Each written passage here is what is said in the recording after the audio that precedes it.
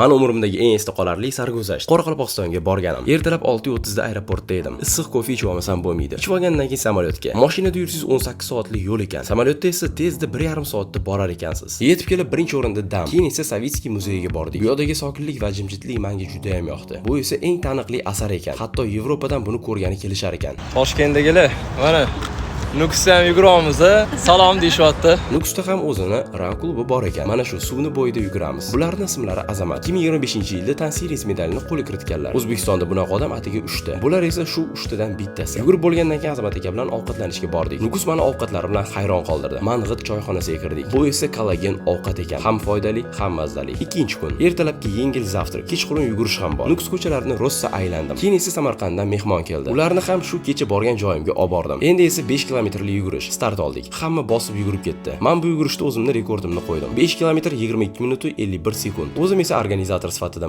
pullarni topshirdim. Kim bilmagan bo'lsa, men program bilan ishlashni boshladim. Keyin biz Mo'ynoqqa otlandik. Kechki payt soat 3:30. Osmonni sizlarga ko'rsataman. Yulduzlar bunaqa aniq va tiniq ko'rmaganimga yillar bo'lib ketdi. Bu yerning havosi toza ekan. Shunaqa xonadonda tunab qoldik. 6:12. 2 soat uxlab yana marafon tashkillashtirdik. Toshkentda emas, balkim shunaqa chekka hududlarda ham marafonlar qilib turish kerak. Umumiy bitta suratga tushdik. Qurib ketgan Orol dengizini o'z ko'zlarim bilan ko'rdim va mana bu kemalarni ham. Mo'ynoqdan Nukusgacha 3 soatlik yo'l ekan. Mashina katta yamaga tushib, balon yorilib ketdi. Yaxshi ham zapaska bor ekan. Bir amallab yetib oldik. Otelga kirib mazza qilib dam oldim. Bu 3 kunim shoshilinch va tez o'tib ketdi-ku, lekin men afsuslanmayman. Va Nukusga men yana qachondir albatta qaytaman.